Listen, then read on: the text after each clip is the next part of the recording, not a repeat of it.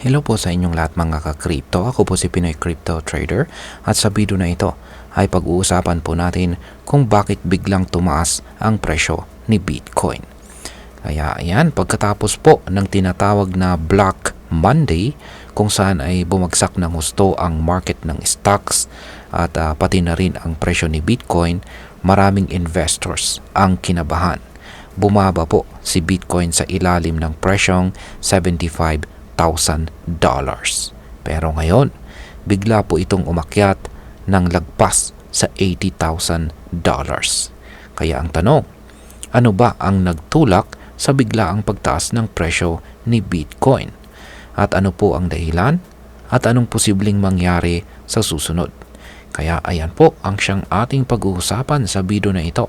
Pero bago po tayo magpatuloy, ay pakibasa na lamang po ang disclaimer dito sa ibaba ng ating screen.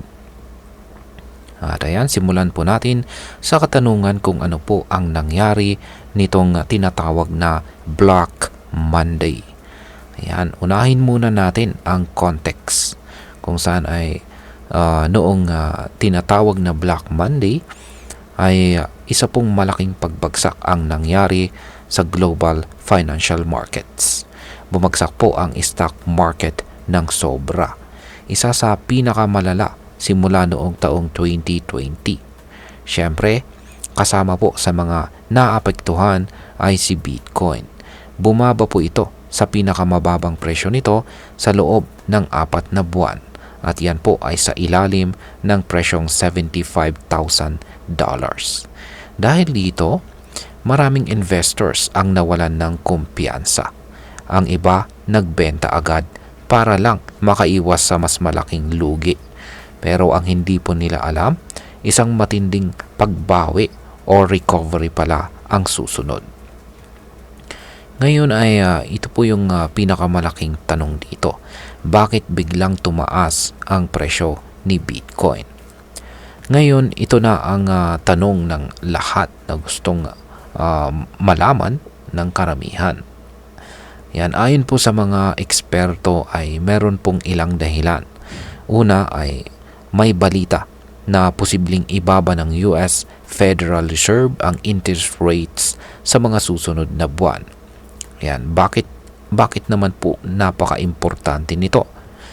Yan, napaka-importante nito kasi kapag mababa po ang interest rate, mas maraming perang umiikot sa market. Ibig sabihin ay mas maraming investors ang gustong pumasok sa high risk, high reward assets gaya ni Bitcoin. Ayon po kay analyst na si Michael Van de Poppe, isa po itong malakas na sinyales na patuloy ang long-term growth ni Bitcoin. Sinabi niya sa kanyang isang post na with the amount of liquidity being added, 6 to 12 months from now, prices will be substantially higher. Yan. Ibig pong sabihin niya rito ay sa loob ng 6 hanggang 12 buwan. Yan, 6 to 12 months. Malaki po ang posibilidad na mas mataas pa ang magiging presyo ni Bitcoin. Dahil po yan sa mas maraming pera na pumapasok sa market. Ngayon ay dito naman po tayo sa technical analysis. Ayan. Ano po ang sinasabi ng technical analysis?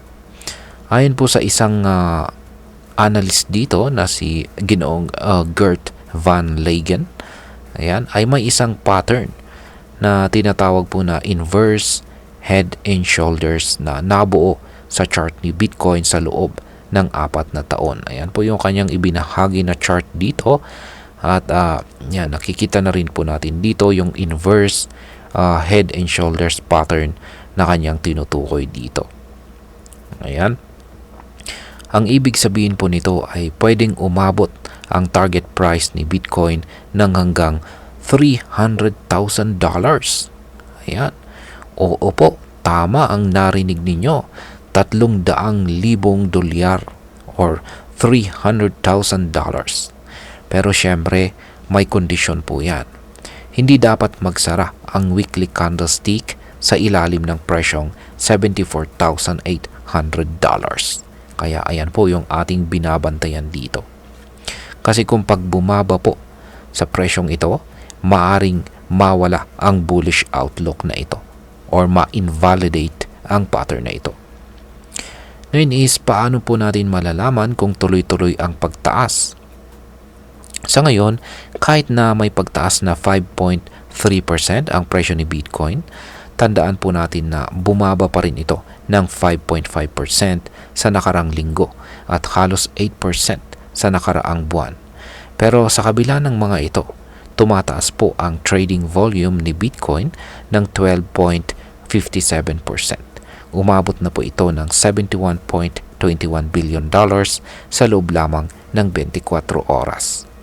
Ang pagtaas po ng trading volume ay isa pang positibong sinyales. Ibig sabihin ay marami pong investors ang muling pumapasok sa market at nagiging aktibo po ulit ang trading activity. Ngayon ay may kinalaman ba si Pangulong Donald Trump sa pagtaas ng Bitcoin? Ayan.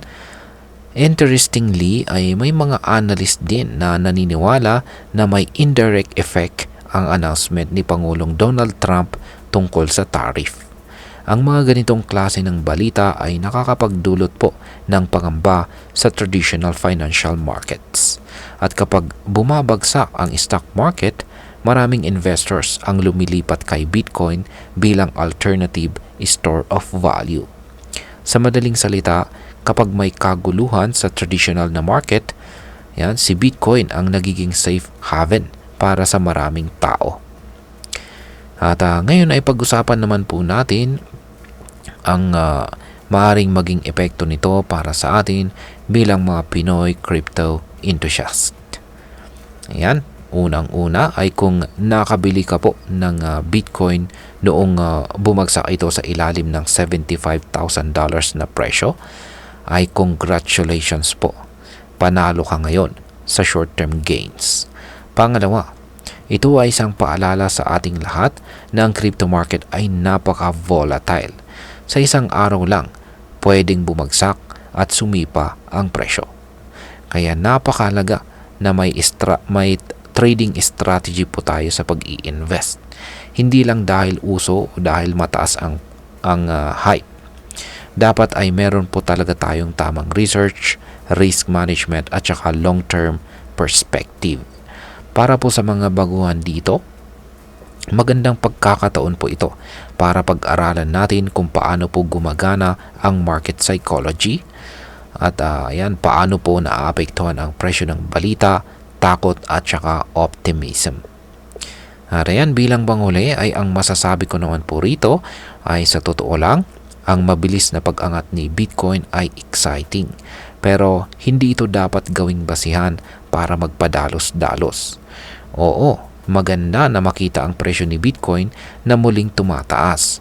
Pero huwag natin kalimutan na ilang araw lang ang nakaraan ay sobrang bagsak ito. Ibig sabihin, ang crypto market ay hindi para sa madaling panghinaan ng loob. Kailangan ng tiyaga, disiplina at saka tamang kaalaman. Kaya ang payo ko po rito ay gamitin ang ganitong mga pagkakataon para mas mapalawak ang ating kaalaman. At huwag puro hype. Dapat may sense at saka plano ang ating bawat galaw. At ayan, hanggang dito na lamang po tayo sa video na ito mga ka-crypto. Marami pong salamat sa panonood. Ingat po tayo lagi at God bless po sa ating lahat.